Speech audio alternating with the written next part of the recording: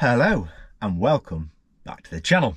Today we're going to be looking at some micro camper pros and cons, and maybe some that meet in the middle. So to start off with, obviously it's got to be the size. A micro camper is, as the name suggests, small. Smaller than your typical camper van. Is it a pro? Is it a con? This is one that meets in the middle. There'll be some reasons for it being a pro, some reasons for it being a con, but I suppose it also depends on what sort of person you are as well. For me, it's been a massive pro, the fact that I can take it anywhere. I wanted to do a lot of stealth camping, and that's what I do. There's no real restrictions on where I can park the van. Height barriers aren't a problem. Yeah, I can take it anywhere. But I suppose a con of it being small, if you're someone who likes the finer things in life, luxuries, it's probably not for you. But like I say, for what I've been doing the last year and a bit, right now the fact that it's small is a big pro for me. However, I do plan on going full-time in a van in the near future, so that's a big con. It's probably doable in this. I do know people that live in caddies and even smaller vans, but for me, I want to go a bit bigger. So I suppose that is a con. So size is a pro, and it's also a con. Good for some things, but not others. That sounds really weird. So this one is definitely a pro. Smaller van tends to mean smaller price tag. Obviously, there's a lot of other things that come into play when a van is being priced up. But if you had this van and a bigger van on the exact same mileage, condition, everything was exactly the same. Obviously, this is smaller, it's going to be a bit cheaper. Obviously, a caddy is way cheaper than a transporter because transporters have this big following. In fact, so much so that crafters are even cheaper than transporters now, which I suppose goes against the point that I'm trying to make, because yeah, crafters are bigger, but they're cheaper. But that's because of the cult following that transporters have. So yeah, that kind of ruins my point, but my point is still valid, I think.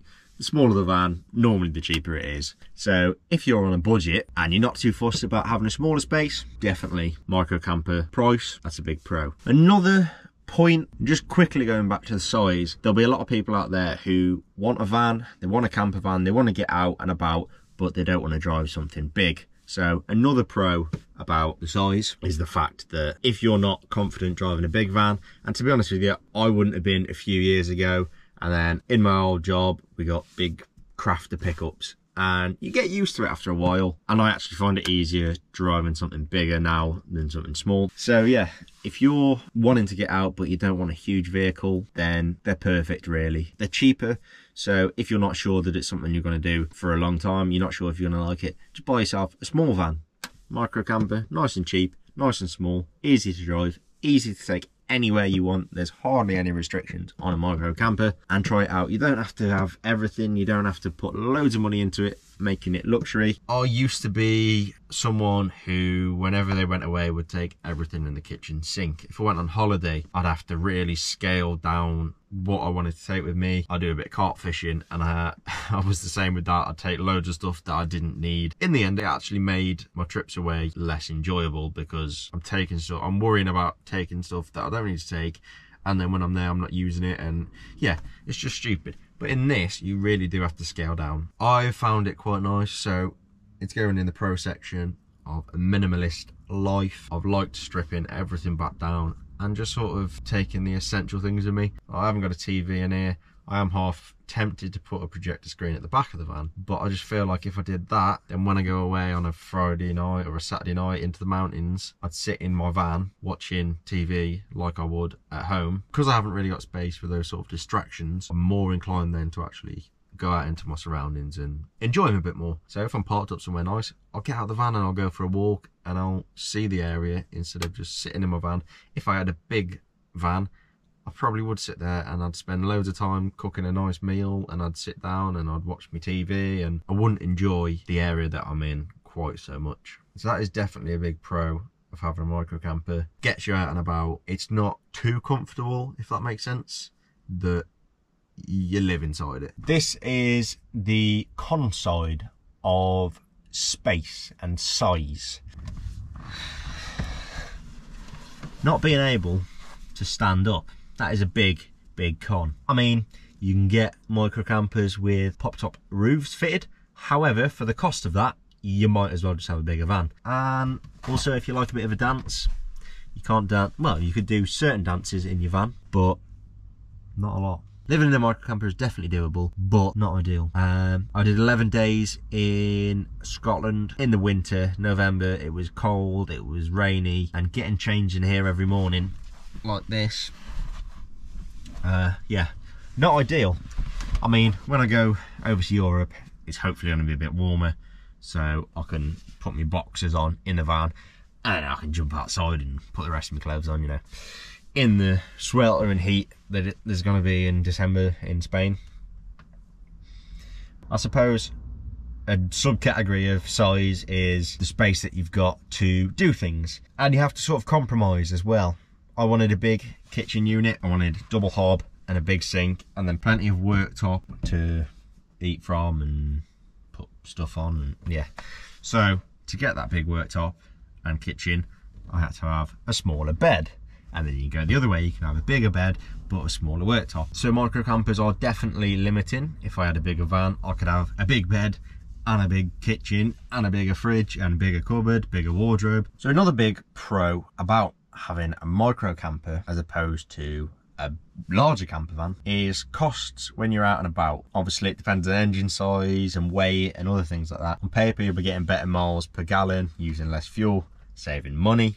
On campsites, a lot of them nowadays work on the size of your van, and a lot of shows that you may want to go to, camper van shows, van life shows, they work on size. So the smaller your van, the cheaper these things are actually going to be. Campsites may be cheaper depending on how they run their sites, and shows may be cheaper depending on how they run their show. If your van takes up 2 spaces, you've got to pay for 2 spaces. So that's definitely a bonus.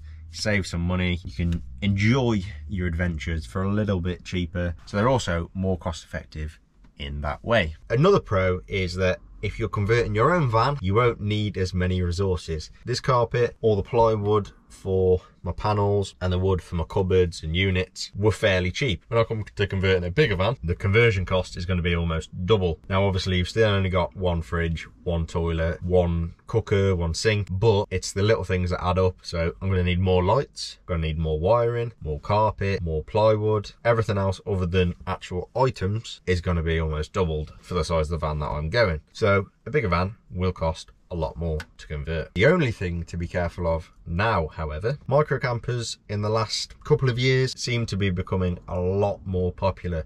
So if you're buying a van that's already converted, there may be a slight premium on the fact that it is a smaller van. One more big pro for micro campers, they tend to be a lot more stealthier. Now my van is bright blue, as a lot of you will already know. However, I can park this van in an area like it is now, just a gravel car park tucked away, middle of nowhere, a lay-by, a town centre car park. I can park it absolutely anywhere, and it doesn't actually stand out that much, other than the fact that it is bright blue. It just looks like a van. Doesn't look like a camper van at all. And I suppose you can do the same sort of thing with a Crafter, Sprinter, any panel van really. You can keep it fairly stealthy.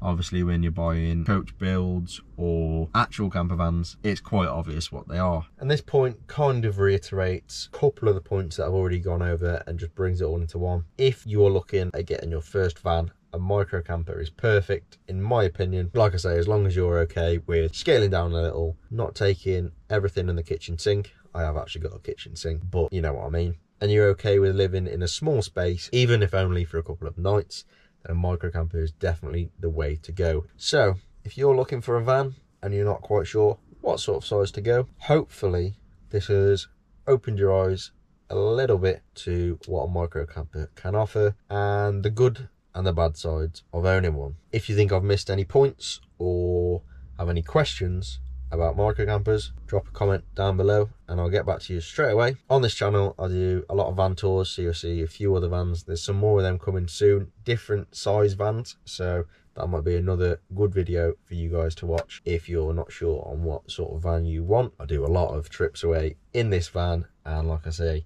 in the winter I'm going to be going over to Europe. When I get back, we may be scaling it up a little bit and having a bigger van, and quite possibly in the near future going full time. If that is something you may be interested in, definitely hit that subscribe button, and that would help me out massively. Thank you very, very much for watching, and as always, look after yourselves.